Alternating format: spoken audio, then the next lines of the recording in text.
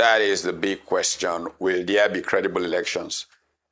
Everybody who's a trend watcher can see that there is a deliberate, and I'm not kidding about this, deliberate attempt by the ruling party, by those in power, to exclude significant political opponents from actually being on the ballot box using capture of INEC, the judiciary, and those institutions. And I'm willing to sit and analyze and show how this is the truth and nothing but the truth.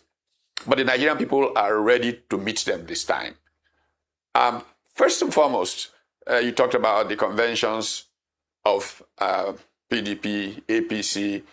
You know, years ago, Chief Bola Ige, looking at Sani Abacha's games, described the 5 fingers of the same leprous hand. APC, AP, PDP are 2 sides of a coin that is somehow lost. INEC's rush to validate the so-called new executive of the PDP, clear evidence that INEC is a parastatal of the APC and is about to bring democracy to a solid, sad end in Nigeria if the people do not arise and take their country back. Look, there are things that politicians do that are games, but there are things that really set back our people. And the desperation, if the party that is in power is popular, it will say, let's go and test our popularity with the people.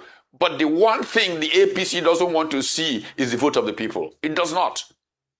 Because it knows that the pain in the country, the disaffection that has come from how poorly the people live, how angry the people have become from the misery index that is their condition.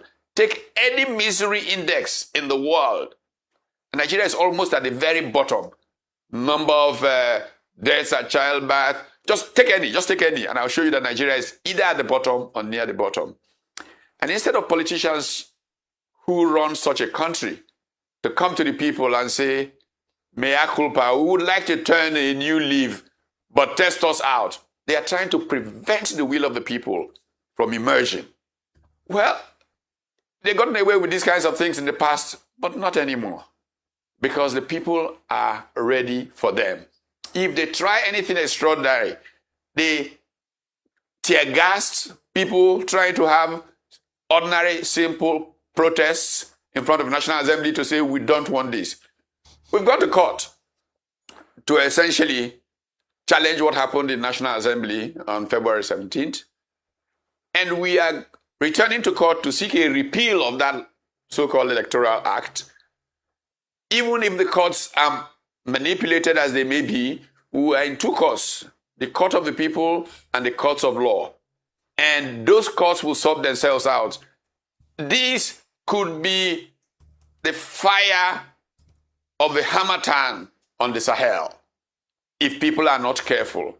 Nigerians have had enough of being intimidated and bullied by political actors, and if they are not careful, they will reap very painfully.